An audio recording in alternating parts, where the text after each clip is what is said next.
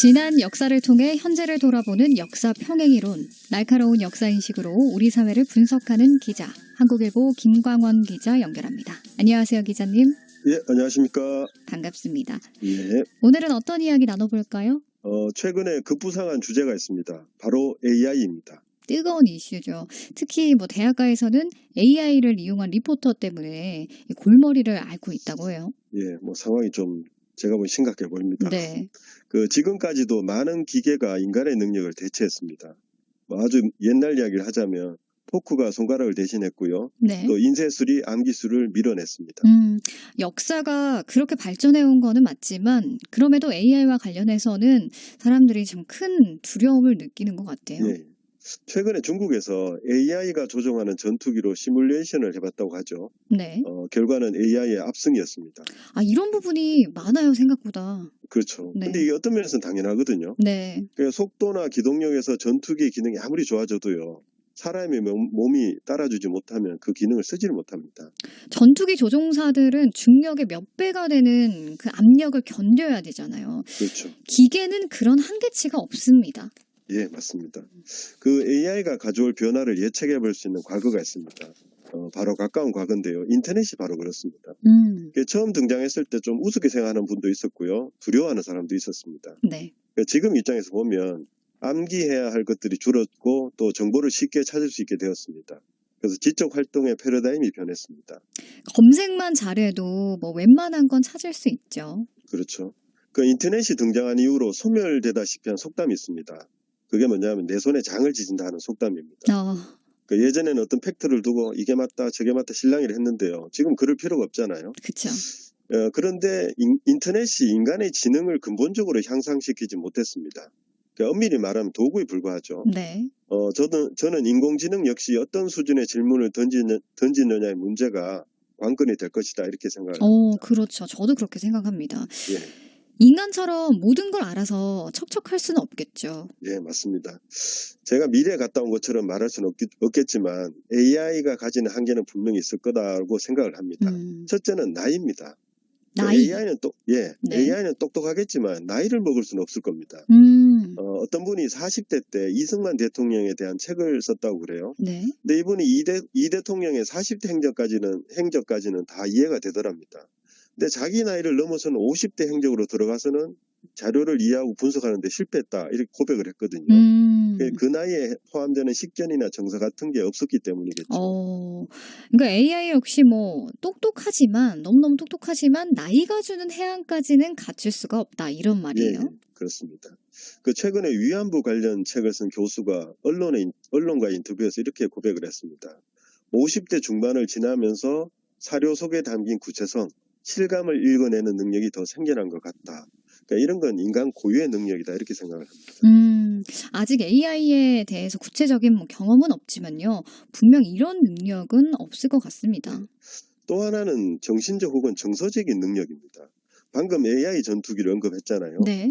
이 전쟁의 역사를 보면요. 폭격 명령을 받고도 이를 실행하지 않은 사례가 종종 있었습니다. 민간인이나 문화재 보호 때문이었습니다. 네. 그렇게 살아남은 문화재들이 많습니다.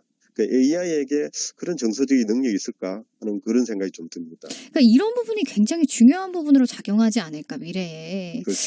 팔만대장경도 그런 과정을 거쳐서 살아남은 소중한 문화유산이잖아요. 예, 동서고금에 그런 예가 많죠. 네. 이 부분에는 또 학자적 양심도 포함된다고 생각합니다.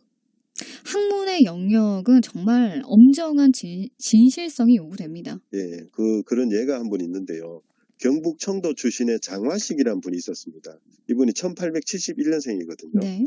이분이 이황의 시 한 편과 관련해서 40년 동안 의구심을 품고 있었다 그래요. 뜻이 모호한 구절 때문에 그랬습니다. 40년 동안이나 고심을 했지만 못 알아냈다는 거네요. 그죠. 근데 이게 또 태계 이황의 시니까 감히 이제 적나라하게 분석을 못했을 것이다. 그런 생각도 가능합니다. 네. 그런데 어느 일본인 학자가 이 구절과 관련해서 딱 한자가 표기 오류다 이렇게 분석했습니다. 비슷한 글자를 잘못 썼다는 거죠. 한자를. 그래서 장화식은 내가 40년간 의문을 둔 것인데 이제 풀렸으니 어찌 유쾌하지 아니한가 이렇게 말했습니다. 40년 채찍이 내려간 거니까 얼마나 후련했을까요? 예, 후련했겠죠. 근데 정말 중요한 말을 뒤에 또 붙입니다. 이렇게 말합니다. 비슷한 한 글자 때문에 천리나 틀렸으니 이 때문에 군자는 사이비를 미워한다. 그러니까 글자 하나의 사이비가 될 수 있다는 거죠. 그 글자 한자의 무게를 이렇게 무겁게 잡은 겁니다. 그래서 AI가 아무리 똑똑해도 이 무게를 알까 이런 생각이 듭니다. 양심의 무게라는 거는 측정할 수가 없고 또 예, 이런 걸 가늠할 수 있을까? 저도 이런 의구심이 드네요. 네. 그 인간은 때로 백지장처럼 얇지만요. 진지해지려면 세상 자체보다 두텁다 이렇게 생각합니다. 그럼요. 그 인간이 생산한 지식의 산물들은 단순한 논리력이나 이해를 뛰어넘는 인간이기 때문에 가능한 결론이 많이 포함되어 있습니다. 그래서 AI와 관련해서 아직 구체적인 데이터는 많이 없지만요. 분명 이런 대목에서는 한계가 있을 것이다 이렇게 생각을 합니다. 이런 부분이 휴머니즘 이런 거죠. 그렇죠. 그렇죠. 어느 철학책의 제목처럼 인간적인 너무나 인간적인 부분들은 AI가 따라올 수 없을 것 같습니다. 예. 그런 면에서 인간의 영역은 계속 남아 있을 것 같은데 오늘 이야기 참 재밌었어요. 예. 오늘은 그 나이아가라는 곡을 함께 듣고 싶습니다. 나이아가라? 예. 그 되게 나이 먹는 걸 싫어하잖아요. 그렇죠. 근데 AI 시대에는 나이라는 걸 조금 더 좋아하게 되지 않을까 맞아요. 하는 그럴 것 생각이 같아요. 들어서 나이와 관련된 곡을 가져왔습니다. 네, 나이아가라 잠시 후에 들어보도록 하고요. 오늘 소식도 잘 들어봤습니다. 감사합니다. 예, 감사합니다. 지금까지 한국일보 김광원 기자가 전해준 역사 평행이론이었습니다. AI 시대의 휴머니즘을 떠올리게 하는 오늘 이야기 여러분들에게도 굉장히 와닿았을 것 같은데요. 이런 말이 있더라고요. 새로운 휴머니즘은 과학기술과 인문학이 융합해서 만들어내는 그런 사상체계가 될 거다.